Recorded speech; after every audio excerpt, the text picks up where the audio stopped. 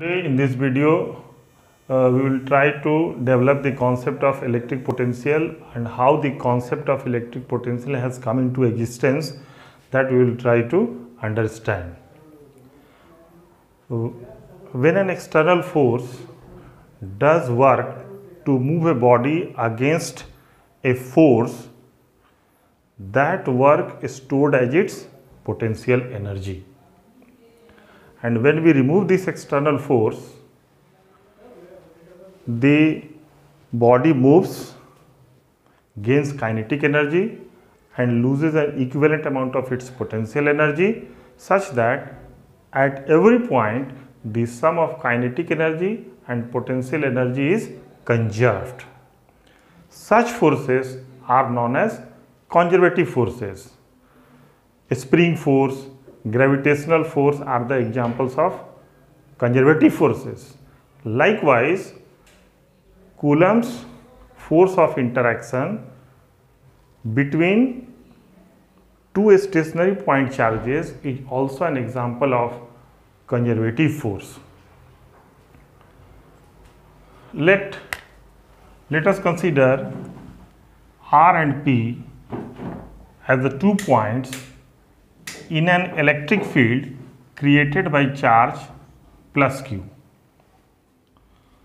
When we place a test charge Q0 at point R, it will be repelled by the electric force exerted by plus Q charge, and if we want to move this test charge Q0 from R to P against the electrostatic force, we have to perform work. External work is to be done, and if it is to be moved without acceleration, the magnitude of the external force must be equal to the magnitude of electrostatic force acting on the test charge. In this situation, net force on the test charge, net force on test charge is equal to 0. Therefore, acceleration of test charge is 0. That is, the test charge moves with a infinitesimally small speed, constant speed. Now, from work energy theorem, we know that work done is equal to change in kinetic energy. Now, as the charge is moving with a constant speed, so change in kinetic energy is 0. So, work done by all the forces acting on the test charge must be equal to 0. That is, work done by external force plus work done by electrostatic force must be equal to 0. That is, work done by external force is equal to negative of the work done by electrostatic force. So, work done in moving the test charge from point R to point P may be written as R to P F external dot dr, or this is equal to negative of the work done by the electric force. Therefore, we can write it like this. This work done by the external force on the test charge is stored as its electrostatic potential energy at point P. Now,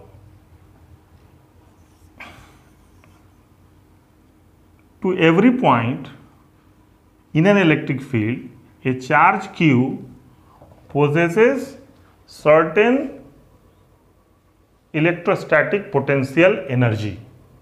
That is, if Q is present at point P, it has certain electrostatic potential energy at point P. and work which is done in carrying the test charge from one point to another, say from R to P. This work done simply increases its potential energy, which is equal to difference between the potential energy of these 2 points. Meaning, we can write delta U as UP minus UR is equal to WRP.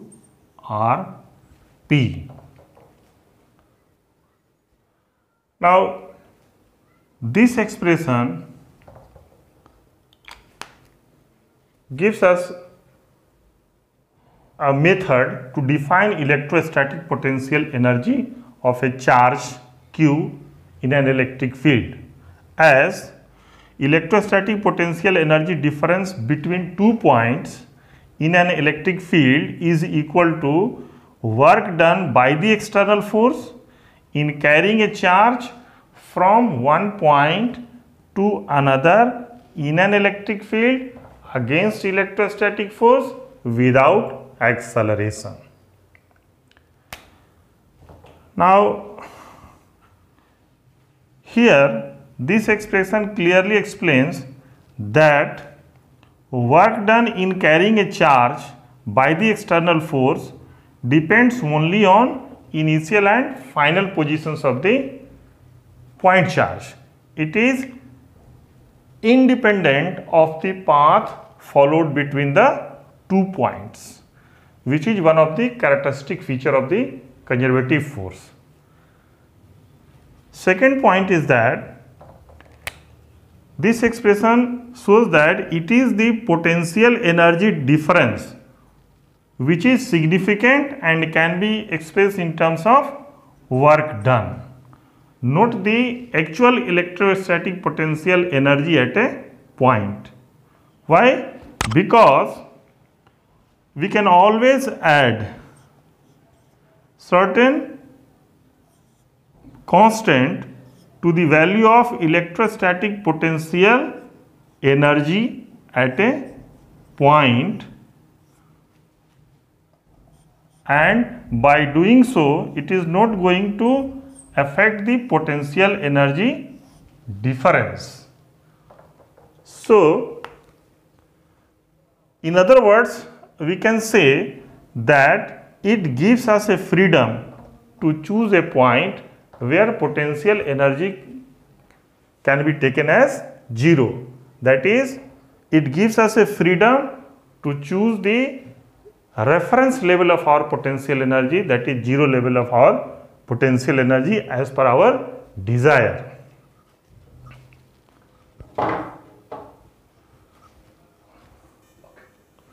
Usually electrostatic potential energy at infinity is taken as 0.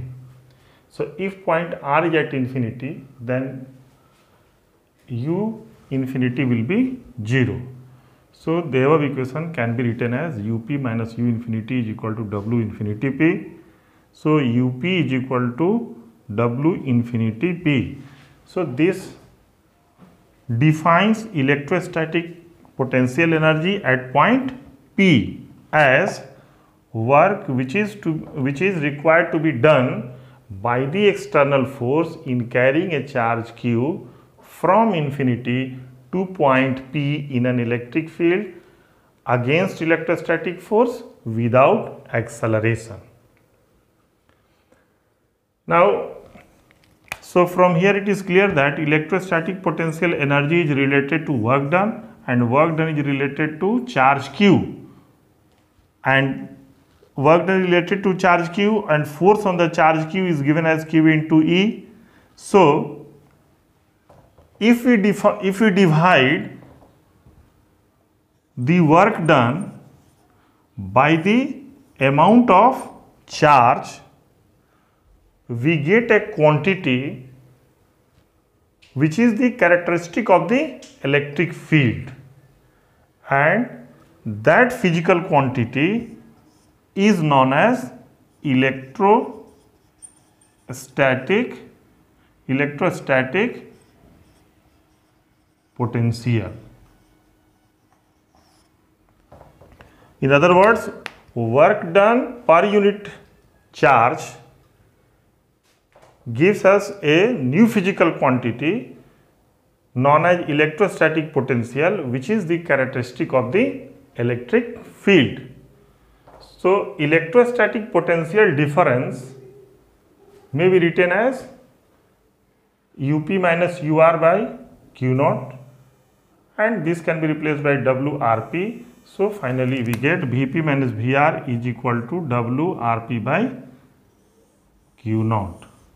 So, again it is potential difference between the 2 points which is significant.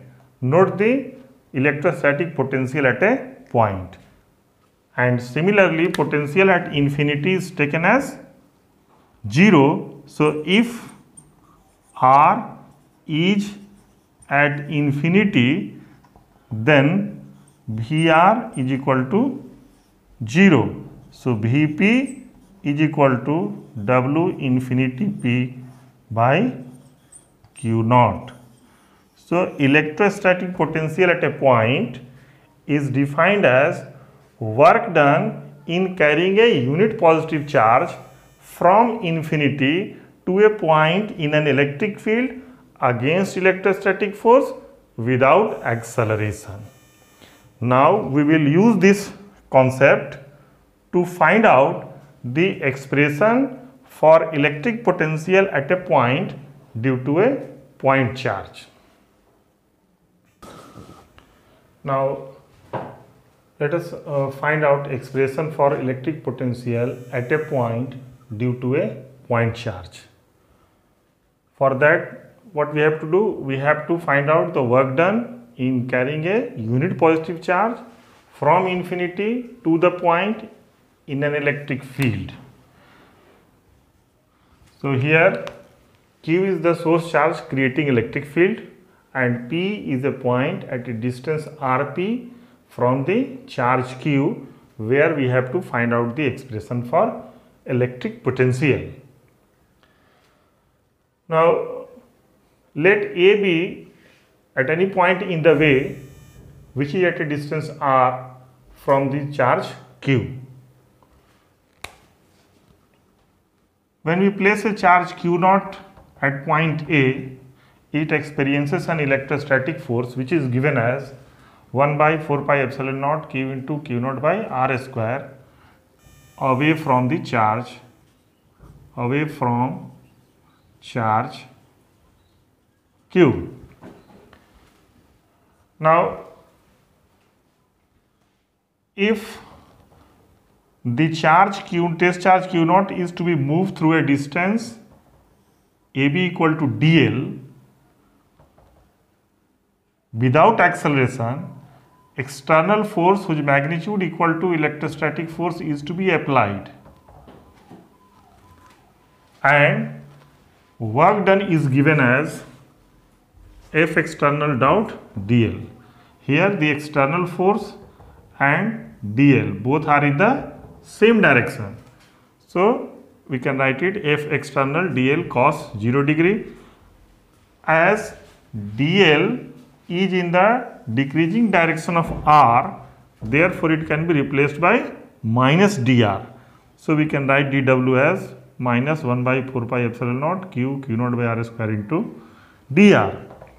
So, this is the amount of work which is done by the external force in order to carry the test charge Q naught from point A to point B. In order to calculate the total amount of work which is to be done by the external force in order to carry the test charge Q naught from infinity to point P, we have to integrate it from infinity to Rp. Now, substitute the values.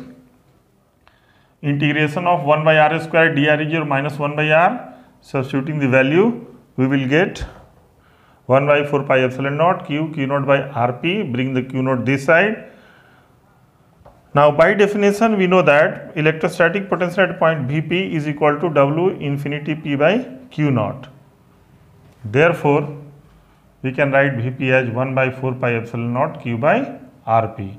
Thus, electrostatic potential at a point due to a point charge varies inversely with the distance r.